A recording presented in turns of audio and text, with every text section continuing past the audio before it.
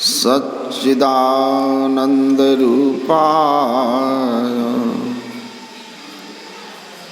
रामाय गुरवे नमः।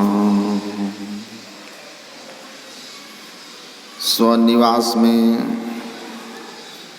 विराजमान संतमत के महामहिमावान वर्तमान आचार्य पूज्यपाद महर्षि हरिनंदन परमहंस जी महाराज के पावन पाद पद्मों में नमन। वंदनीय साधु समाज, परमादरणीय साधक वृंद, सत्संग प्रेमी महानुभावों, धर्मानुरागिनी माताओं एवं धर्मशीला बहनों,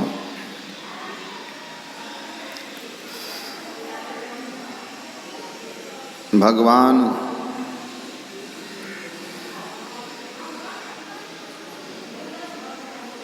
राम के अवतार की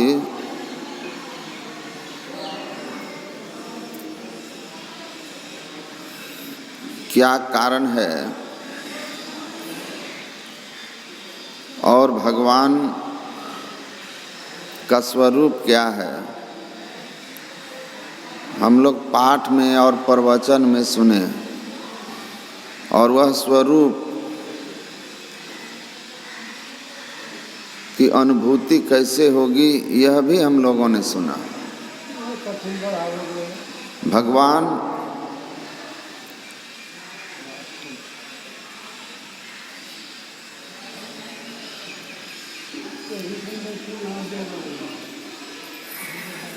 के संबंध में, उनके अवतार के संबंध में हम लोग पाठ में सुने थे। विप्रधेनु सुर संत हित लिन्ह मनुज अवतार,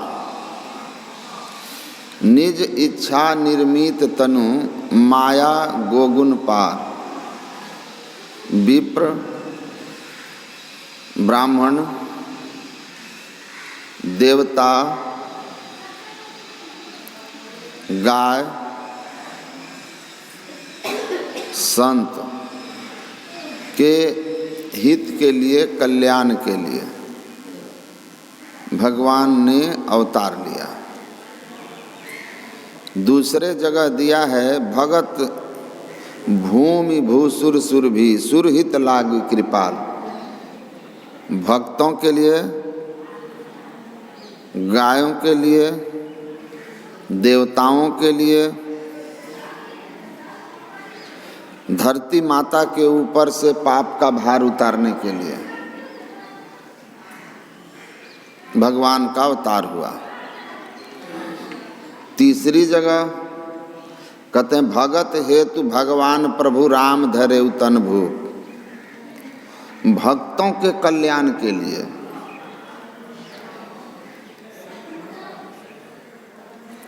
वाल्मीकि जी कहते हैं कि भगवान आपका अवतार क्यों हुआ?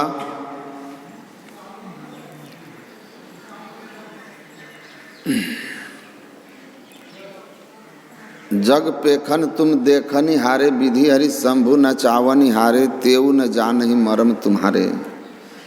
कहते कहते कहते हैं नर्तन धरे उस संत सुर काजा, संत और देवता के काम के लिए।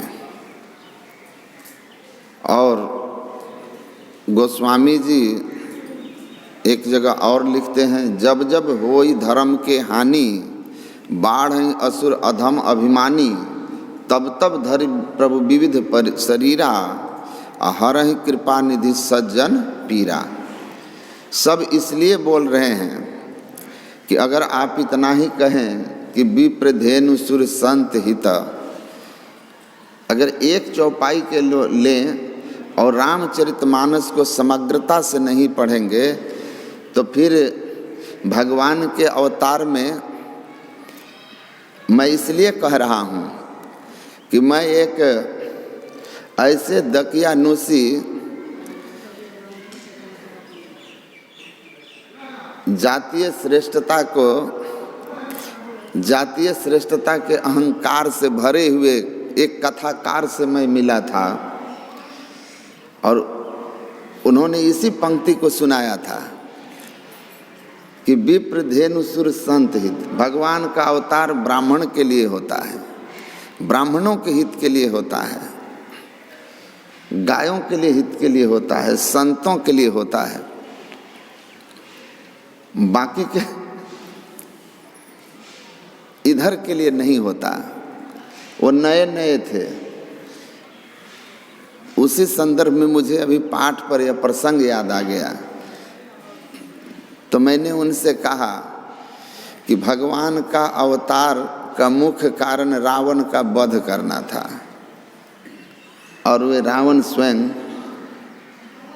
उसी ब्राह्मण कुल से थे। तो आपको रामचरितमानस में भगवान के अवतार के कई कारण गिनाए गए हैं, प्रसंगानुसार उन सब कारणों को जानना होगा। सीधी बात है, भगत हेतु भगवान प्रभु भक्तों की रक्षा के लिए आए। अब वो भक्त चाहे माता सबरी हों तो उनके भी जूठे बेर खाए। मानव मात्र के लिए ही नहीं, जीव मात्र के कल्याण के लिए आए।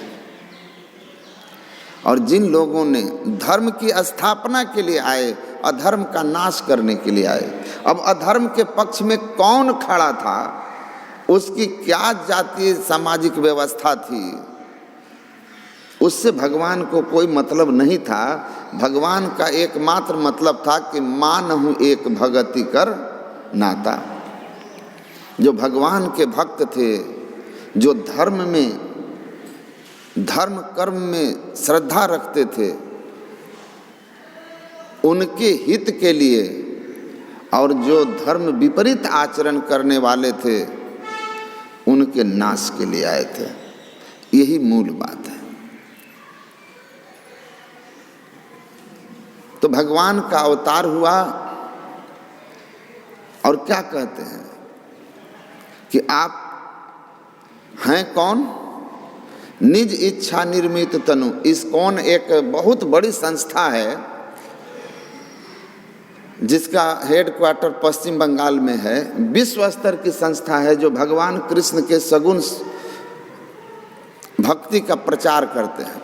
मैं उस आश्रम में कुछ वर्ष पहले अपने आश्रम के 2-3 महात्मा के साथ वहाँ था। तो जब हम लोग वहाँ उनके प्रसाल में पहुँचे तो वहाँ कई और ब्रह्मचारी वहाँ खड़े थे, पढ़े लिखे, सब विद्वान, अंग्रेजी बहुत अच्छा जानते बोलते हैं, क्योंकि वो संस्था विश्व स्तरीय है।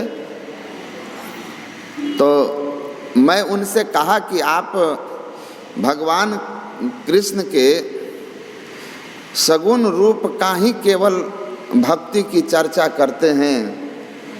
तो भगवान का सगुण रूप जो था, कृष्ण जो थे, वो तो अवतार थे ईश्वर के, और उनका जो शरीर था वो तो माया का शरीर था। निज इच्छा निर्मित तन, निर्मित था ना, निर्मित माने बना हुआ।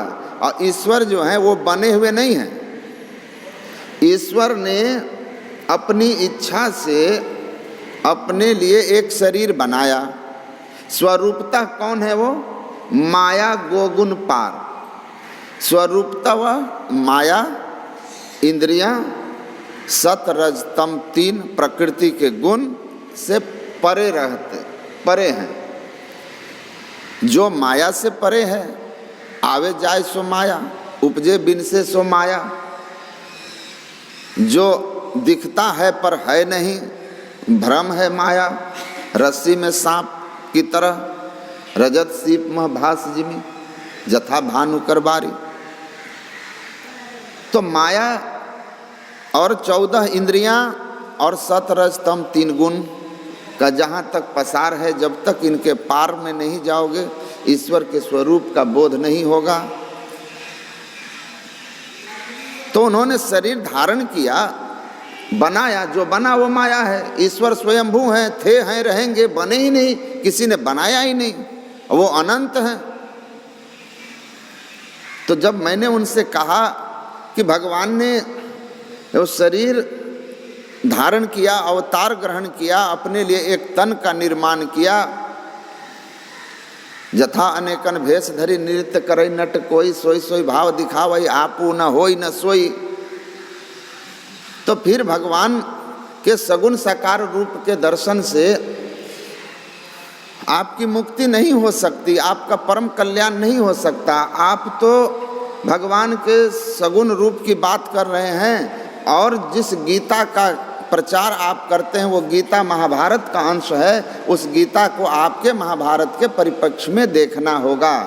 और उसी महाभारत में लिखा है कि भगवान ने गीता का उपदेश किया था अर्जुन को, और अपने सामर्थ्य से उसको दिव्य दृष्टि देकर उनको अपने दिव्य रूप का भी दर्शन कराया, चतुर्भुज से लेकर विराट रूप का। तो ईश्वर के दर्शन होने से क्या लाभ होता है? मुक्ति हो जाती है, दुख का अंत हो जाता है, आवागमन छूट जाता है। उन लोगों ने सहमति दी कि जी। तो मैंने कहा अर्जुन का छूट जाना चाहिए।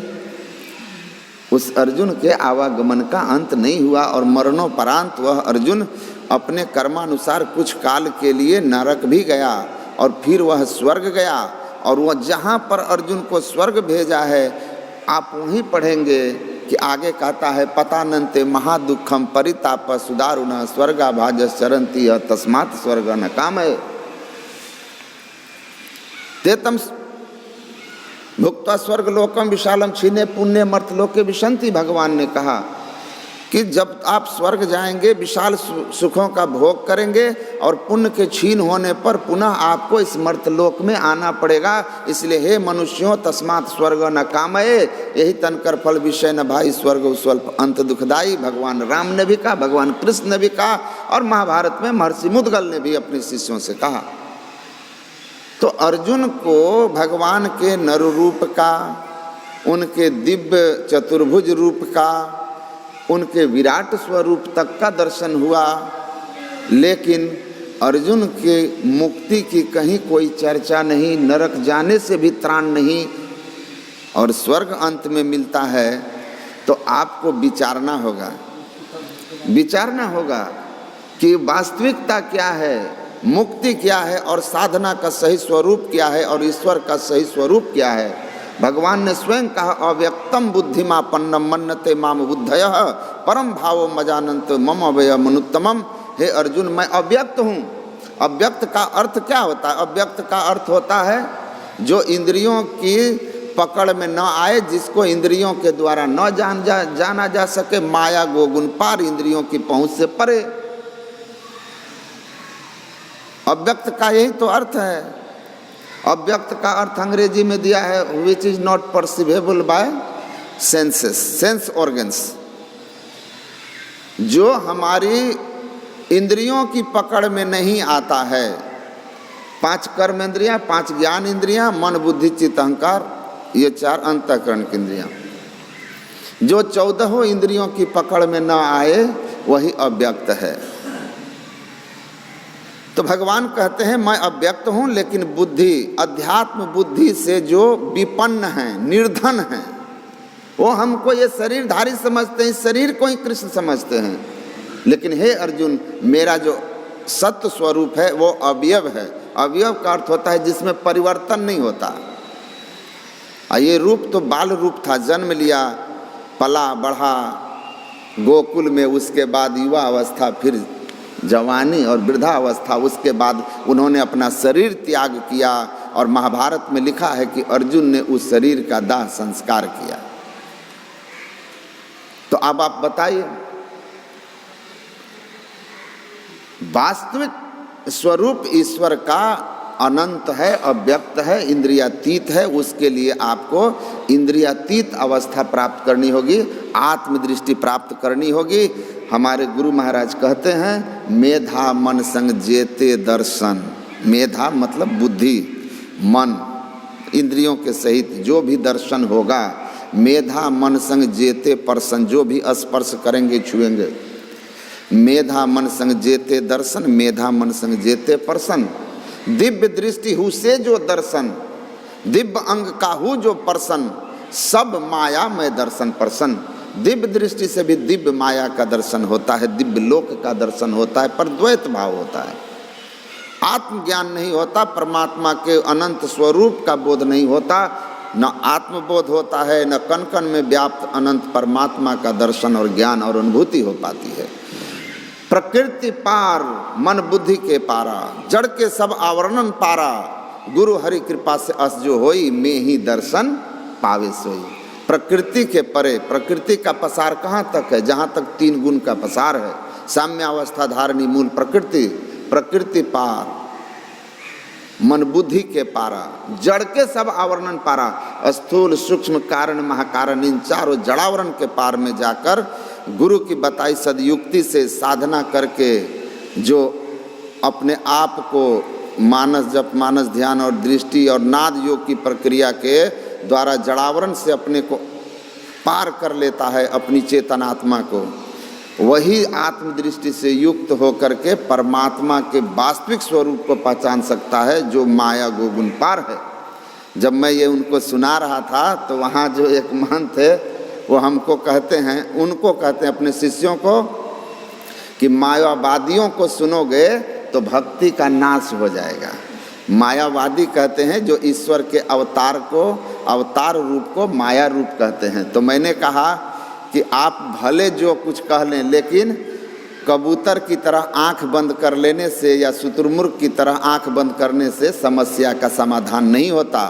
कबूतर के सामने बिल्ली अचानक आ जाए तो आंख बंद कर लेती है, शुतुरमुर्ग आंख बंद कर लेता है। वो सोचता है मैं शेर बाघ को नहीं देख रहा, या कबूतर सोचता मैं बिल्ली को नहीं देख रहा, तो न बिल्ली है न शेर बाघ है, और आसान हो जाता है बिल्ली और शेर बाघ को उनका शिकार करना।